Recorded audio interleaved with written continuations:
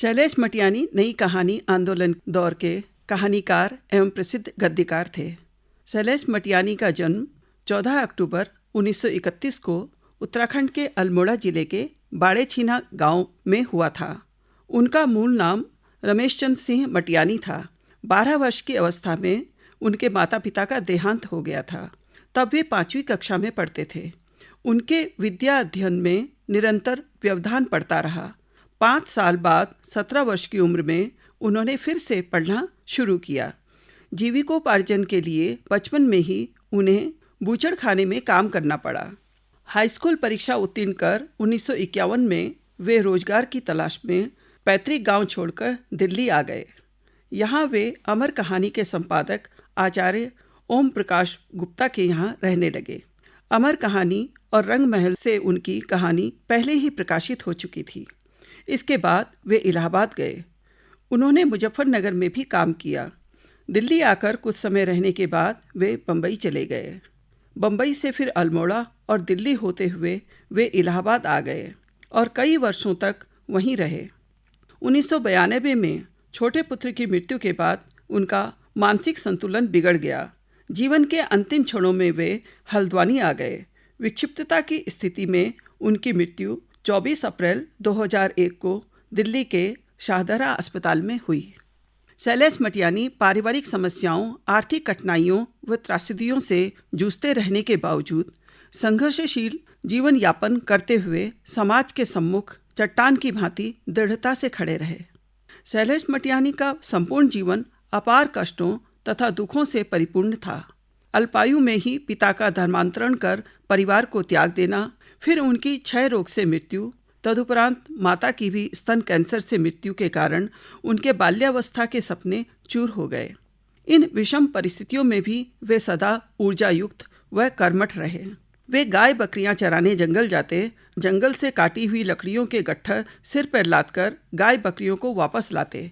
परिश्रम के उपरांत मिले अन्न को ग्रहण करने में उन्हें अपार संतोष मिलता था। मटियानी जी बहुत भोले और सरल थे। माँ उन्हें सबसे अधिक स्नेह करती थी। पिता को भी वे सबसे अधिक प्रिय थे। मरणासन्न पिता ने अपने अंतिम समय में पुत्र को बुलाकर उनसे माफ़ी मांगी थी। दादी जी का भी उनके प्रति अपार स्नेह था। वे बहुत जुझारू, परिश्रमी तथा दृढ़ संकल्पी थे। उन्होंने लोगों के व्यंग्य बाणों से आहत होकर संकल्प लिया कि उन्हें जीवन में सफल बनना है। एक सफल साहित्यकार बनकर उन्होंने यह संकल्प पूरा कर दिखाया। वे अनाथ होते हुए भी अपने भाई बहन की दयनीय स्थिति से दुखी थे। चाहते हुए भी कुछ न कर पाने का उन्हें मलाल था। शैलेश मटियानी जी की साहित्यिक यात्रा कविता व कहानी लेखन से प्रारंभ हुई। साहित्य लेखन की प्रेरणा उन्हें अपने चचेरे भाई श्री जंग बहादुर जी, सहपाठी कुंवर सिंह व हिंदी के प्रसिद्ध कवि शमशेर बहादुर सिंह जी से मिली थी। इन्होंने सन 1948 से 50 की अवधि में कविता लिखना प्रारंभ किया। इनके अधिकतर आरंभिक कविताएं अप्रकाशित ही रही हैं, जो संघर्ष के क्षण व शांति ही जीवन है नामक शीर्षक से आचार्य ओम प्रकाश गुप्त द्वारा संपादित पत्रिका अमर कहानी व रंगमहल में प्रकाशित हुई थी। इनकी एक कहानी नया इंजीनियर शीर्षक से साप्ताहिक वीर अर्जुन में प्रकाशित हुई। इसके अतिरिक्त इनकी कहानियाँ कलकत्ता से प्रकाशित चित्रा पत्रिका में भी प्रकाशित हुई थी। शुरुआत में वे रमेश मटियानी शैलेश नाम से लिखते थे। कहानी के साथ ही उन्होंने कई प्रसिद्ध उपन्यास भी लिखे। उनके कई निबंध संग्रह एवं संस्मरण भी प्रकाशित हुए हैं। उन्होंने विकल्प और जनपक्ष नामक 2 पत्रिकाएं निकाली। शैलेश मटियानी जी ने अपने मुजफ्फरनगर प्रवास के दौरान भी कविताएं लिखी, जो नया संसार पत्रिका में प्रकाशित हुई। सन 1953 में बम्बई निवास की अवधि में इनकी एक कविता कहीं एक मानव नया पल रहा है धर्मयुग पत्रिका में छपी थी। यहीं उन्होंने कविता के साथ साथ 50 के लगभग लघु गीत लिखे, जो सरिता, अभिनय, सरस्वती, प्रवाह, ज्ञानोदय व धर्मयुग आदि पत्रिकाओं में प्रकाशित हुए। इस दौरान इनकी मुंबई के जीवन पर आधारित कहानी चिथड़े प्रकाशित हुई, जिसमें पारिश्रमिक के रूप में उन्हें 40 रुपये मिले थे। वे अपने गीतों को लेकर आकाशवाणी के बम्बई केंद्र भी गए थे, जहां प्रोड्यूसर भवानी प्रसाद मिश्र ने इनका गीतकार के रूप में अनुबंध कराया। शैलेश मटियानी जी ने उपन्यास, कहानी, लोक कथा, बाल साहित्य, लेख व संस्मरण आदि का सृजन किया। इनके साहित्य का महत्वपूर्ण बिंदु कथा साहित्य यानी उपन्यास व कहानी ही रहा है। इस रचनात्मक लेखन के अतिरिक्त उनके द्वारा सृजित प्रचुर लेख संग्रह भी कम महत्वपूर्ण नहीं हैं, जिनमें समसामयिक, राजनीतिक व समाज से संबद्ध ज्वलंत प्रश्नों पर वैचारिक मंथन किया गया है। शैलेश मटियानी जी का कथा साहित्य में भी महत्वपूर्ण स्थान है। उन्होंने अपनी सशक्त लेखनी से उपन्यासों के साथ साथ हिंदी साहित्य जगत को कालजयी कहानियों द्वारा समृद्ध किया है। मटियानी जी ने आंचलिक पृष्ठभूमि तथा महानगरीय जीवन पर आधारित कहानियों की रचना की है। उनके प्रमुख कहानी संग्रह इस प्रकार हैं: मेरी 33 कहानियाँ, 2 दुखों का एक सुख, दूसरों के लिए, सुहागिनी तथा अन्य कहानियाँ, सफ़र पर जाने से पहले, हारा हुआ, मेरी प्रिय कहानियाँ, तीसरा सुख, अतीत तथा अन्य कहानियाँ, हत्यारे, पाप मुक्ति तथा अन्य कहानियाँ, बर्फ़ की चट्टानें, जंगल में मंगल, महाभोज, चील, कोहरा, प्यास और पत्थर, अहिंसा तथा अन्य कहानियाँ, नाच जमूरे नाच, 10 प्रतिनिधि कहानियाँ, शैलेश मटियानी जी की 51 कहानियाँ, भेड़े और गडरिये, उत्सव के बाद, सूखा सागर, मटियानी जी की संपूर्ण कहानियाँ आदि शीर्षकों से प्रकाशित हुई हैं। शैलेश मटियानी की कहानियाँ मूलतः समाज के निम्न एवं मध्य वर्गीय जीवन संदर्भों पर आधारित हैं। इनकी कुछ कहानियों में भारतीय समाज के उच्च वर्ग का भी निरूपण हुआ है। शैलेश मटियानी जी ने विशेष रूप से आंचलिक उपन्यासों की रचना की है। उन्होंने कई आंचलिक उपन्यासों द्वारा हिंदी साहित्य भंडार को समृद्ध किया है। उनकी कर्मभूमि कुमाऊं तथा बम्बई रहे हैं, अतः इन 2 अंचलों से संबद्ध कई आंचलिक उपन्यासों का उन्होंने सृजन किया है। उनके अधिकांश उपन्यासों में इन 2 अंचलों का चित्रण मिलता है। बम्बई अंचल की पृष्ठभूमि पर आधारित उपन्यास में बोरीवली से बोरीबंदर तक, कबूतर खाना, किस्सा नर्मदा बैन गंगूबाई, पुनर्जन्म के बाद आदि प्रमुख हैं। कुमाऊं अंचल की पृष्ठभूमि पर आधारित प्रमुख उपन्यास हौलदार, चिट्ठी रसेन, चैथी मुट्ठी, एक मूठ सरसों, मुख सरोवर के हंस, उगते सूरज की किरण, गोपुली गफूरन, उत्तरकांड आदि हैं। इसके अतिरिक्त मंजिल दर मंजिल, 2 बूंद जल, कोई अजनबी नहीं, छोटे छोटे पक्षी, भागे हुए लोग, पुनर्जन्म के बाद, बर्फ गिर चुकने के बाद, आकाश कितना अनंत है, 52 नदियों का संगम, अर्धकुंभ की यात्रा, माया सरोवर, चंद औरतों का शहर, मुठभेड़ आदि कई उपन्यास अन्य क्षेत्रों की पृष्ठभूमि पर लिखे गए हैं। मटियानी जी ने कथा साहित्य के अतिरिक्त अन्य विधाओं पर भी अपनी लेखनी चलाई है।